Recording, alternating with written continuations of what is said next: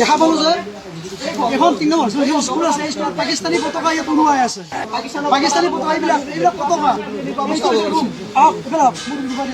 এই ৰুমত গোটেই পাকিস্তানৰ পতাকা আৰু ইয়াত স্থানীয় মানুহ জড়িত আছে। গোটেই হাল্লা কৰি স্কুলৰ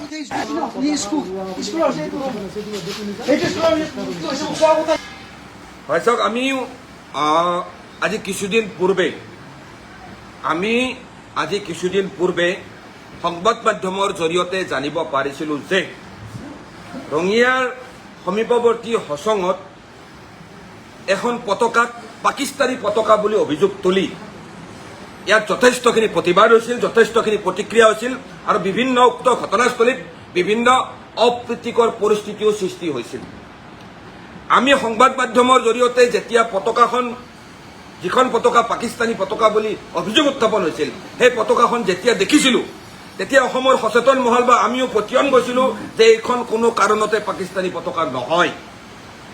সেউজীয়া ৰঙৰ তিনিকোণীয়া চন্দ্ৰ তৰাত থকা পতাকাখন ভাৰতৰ ইছলামধৰ্মী নাগৰিকসকলে বা অসমৰ ইছলামধৰ্মী নাগৰিকসকলে পবিত্ৰ ঈদ, মহৰম আদি ধৰ্মীয় অনুষ্ঠানত বিভিন্ন সময়ত উত্তোলন কৰি আহিছে বা ব্যৱহাৰ কৰি আহিছে। এয়া সৰ্বজন বিদিত।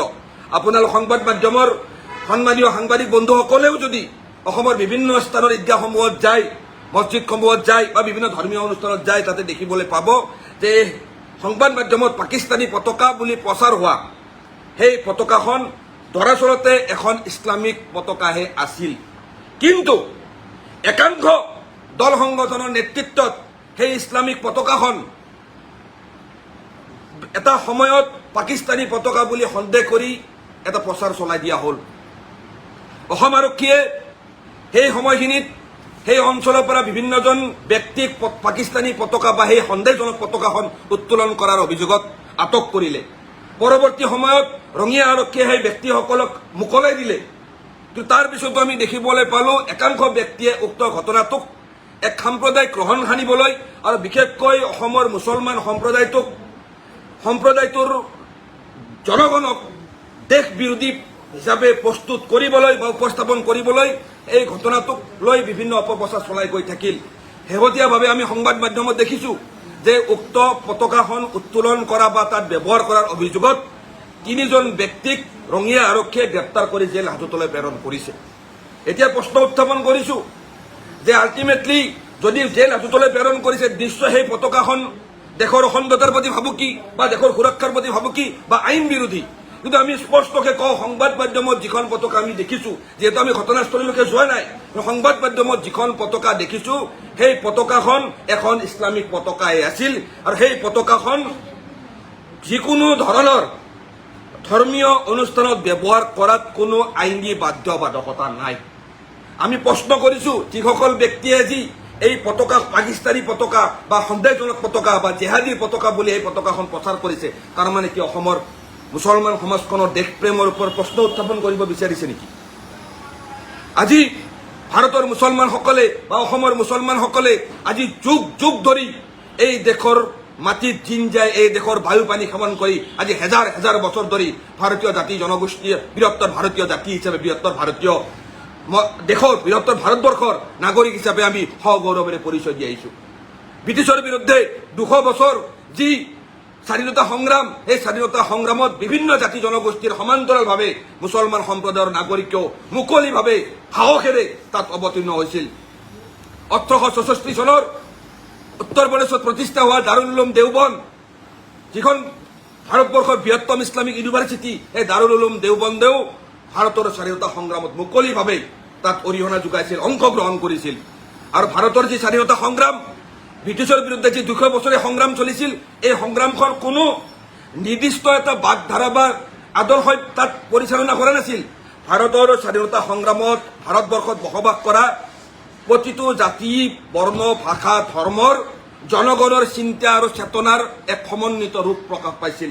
আৰু সেই সমন্বিত ৰূপৰ যৌক্তিক প্ৰাপ্তি হিচাপে আমি কি লাভ কৰিছোঁ? ভাৰতৰ পবিত্ৰ সংবিধানখন লাভ কৰিছোঁ, the great constitution of India. আৰু এই ভাৰতৰ সংবিধানখনৰ প্ৰিএম্বলে কি কৈছে? We the people of India having solemnly resolved to constitute India into a sovereign, socialist, secular, democratic republic and to secure all its citizens. অর্থাৎ ভারতের সংবিধানখনেই ভারতের সংগ্রাম, ভারতের স্বাধীনতা সংগ্রামত প্ৰতিটো ভাষা বাকী ধৰ্মৰ মানুহ যে ঐক্যবদ্ধ হৈ যুঁজি স্বাধীনতা লাভ কৰিছিল তাৰ যৌক্তিক প্ৰাপ্তি হিচাপে সংবিধান পাইছো। আৰু এই সংবিধানখনে দেশৰ সকলো জনগণক সমানে অধিকাৰ প্ৰদান কৰিছে, সমমৰ্যাদা প্ৰদান কৰিছে।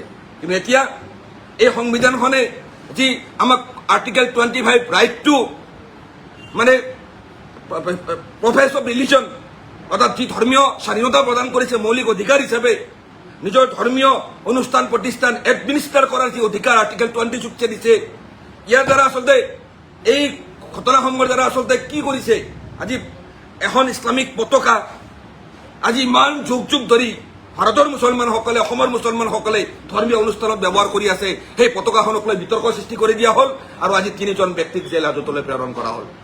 আমি সেইকাৰণে স্পষ্টকৈ কৈছো যে এইখন দেশত মুছলমান জীয়াই আছিল, আছে, ভৱিষ্যত দিনলৈকে জীয়াই থাকিব। কিন্তু এনেকৈ একমাত্ৰ কোনোবা দল সংগঠনক সন্তুষ্ট কৰিবলৈ গৈ অসম আৰক্ষীৰ জনহিত জনসেৱাৰ্থে যি শ্লোগান, সেই শ্লোগানৰ বিপৰীতে গৈ নিৰীহ ব্যক্তিৰ ওপৰত সাংবিধানিক অধিকাৰ কাঢ়ি লৈ গৈ আইনৰ শাসনৰ বিৰুদ্ধে কোনোবা ব্যক্তিক যদি জেল হাজতলৈ প্ৰেৰণ কৰে, তেনেহলে আহি থকা দিনত ভাৰতৰ গণতন্ত্ৰৰ প্ৰতি এয়া কিন্তু শুভ লক্ষণ নহ'ব। আমি অসম আৰক্ষীক আহ্বান জনাইছো যে এই ঘটনাৰ এক ট্ৰেন্সপাৰেণ্ট তদন্ত হ'ব লাগে, এটা পানী নসৰকা তদন্ত হ'ব লাগে। আৰু সেই পতাকাখন যদি সঁচাকৈ পাকিস্তানী পতাকা আছিল, তেনেহলে সেই ঘটনাৰ লগত জড়িত থকা ব্যক্তিসকলক দেশদ্ৰোহৰ অপৰাধত জেল হাজতত বা আইনী শাস্তিৰ ব্যৱস্থা কৰিব লাগে। কিন্তু কোনো কাৰণতে যাতে কোনো এজন নিৰীহ ব্যক্তি এই হচঙত কোনোবা সন্দেহজনক পতাকা উত্তোলনৰ অভিযোগত যাতে হাৰাশাস্তিৰ সন্মুখীন হ'ব লগা নহয়, সেই দাবী আমি ABMC উত্থাপন কৰিছো।